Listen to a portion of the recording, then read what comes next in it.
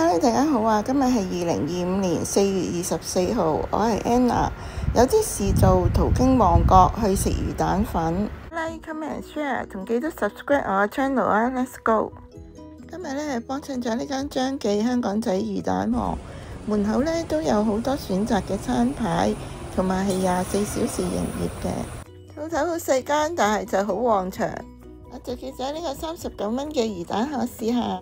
魚蛋細細粒，淋之中都爽口嘅，但帶有魚腥味。魚片都爽脆嘅，有淡淡嘅魚味，味道唔會太鹹。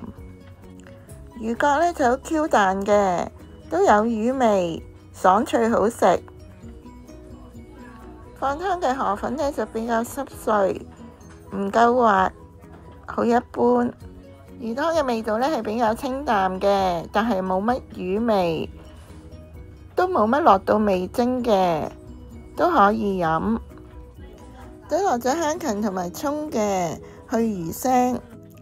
我比較忙，幾乎忘記咗食晚餐。呢一個魚蛋粉都算唔錯嘅選擇。以下係今日鋪頭嘅 menu， 供大家作為參考嘅。今日分享係咁多啦，多謝大家收睇，我哋下條片再見啦，拜拜。